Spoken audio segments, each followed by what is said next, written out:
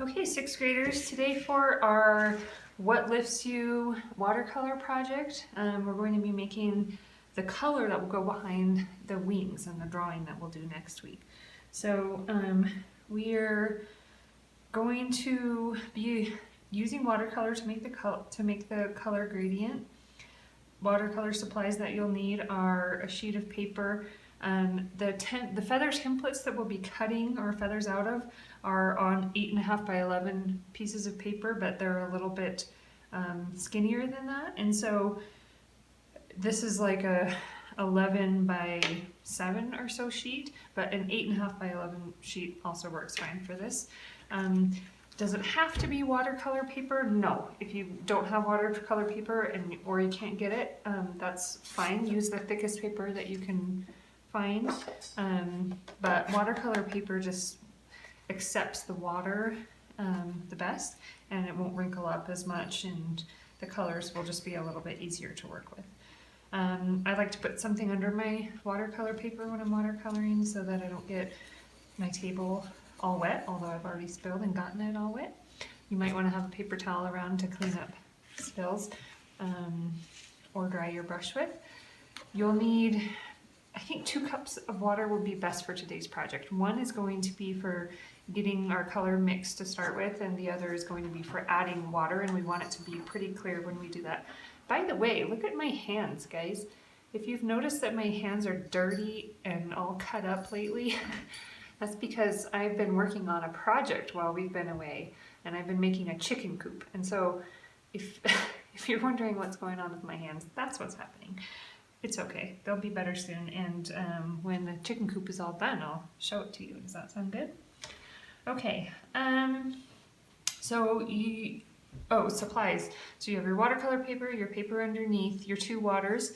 For the brush, you'll want the biggest brush, well, maybe not the biggest brush you can find, but a pretty large one. This is a size 10, and it'll just make it a lot faster and smoother if you have a large brush like this. If not, then use what you have and what you can. And then a set of watercolors. So we're each going to make what's called gradiated or a gradient wash, and that just means that it's going to go from the full strength color down to basically just clear water over the course of our page. So when you're picking your color, at school we would have each table do a different color, so we would have a full rainbow at the end. For you guys, I'll just let you, working at home, I'll just let you pick whatever color you want. Probably not brown or black. One of the colors of the rainbow would be great. And if you do yellow, you might not see a very big change, but that's okay. If that's not what you want, then you can use yellow and it will just be very subtle, but it'll still be really nice. So if you want to really show that change, choose a darker color.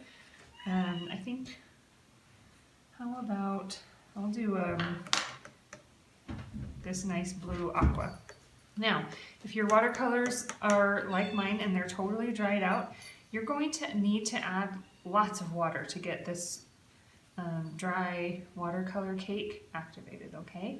So I think that I've taught you this before in class, but my little mantra when I'm making my watercolors come alive again is just keep spinning. What do? We spin. We like to spin. Just keep spinning, just keep spinning. Spin, spin, spin. Add that water in and just spin, spin, spin, spin. And when you think you're done spinning, spin some more.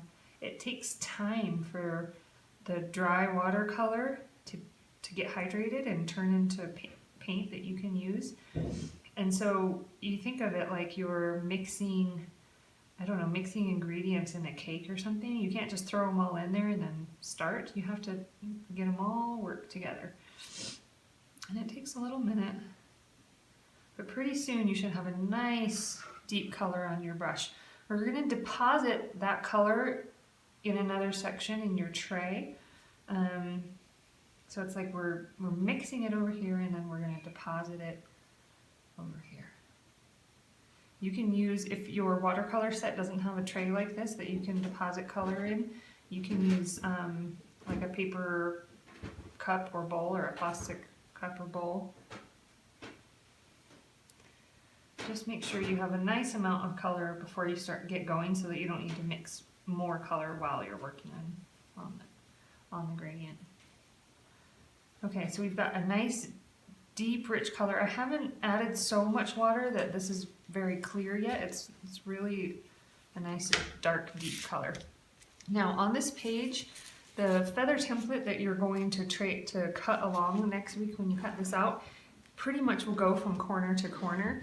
So you have to fill your entire page with color all the way off the ends. That's another good reason to have something underneath it. Okay, so just go end to end and washing that nice bold dark color. Now, how do we make it go more clear? We just add more water every time. So this water is still pretty clear. I could probably keep using it, but I'll use this one just to demonstrate. You get more of your clear water and you plop it into your mix. Now this mix is slightly less dark than it was before. I'm going to just go back and forth with that. And if you see kind of a line between your two sections where it got lighter, you can kind of smooth that out by going over it again. Go down an inch or so, plop your brush in there, it takes off some of the paint and adds water, and then you'll add more water to your mix. And I'm going to kind of travel away from my darkest color and not go back into it and stay here where I've been adding water, because it's going to make my color go lighter and lighter each time. Okay, plop off, add some water in your brush, put it into your mix. You'll even be able to see as you're mixing the color that it looks more watery every time I go back.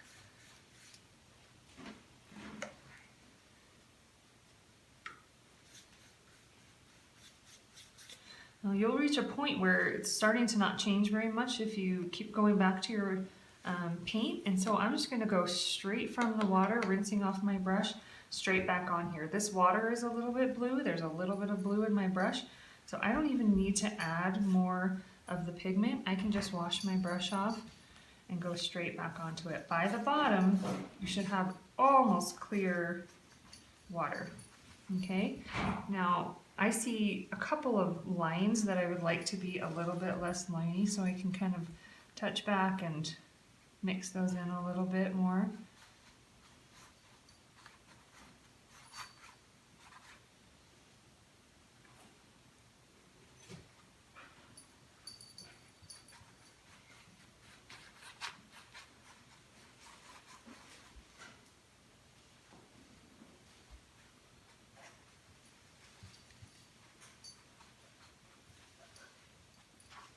Okay, now we'll just let that dry.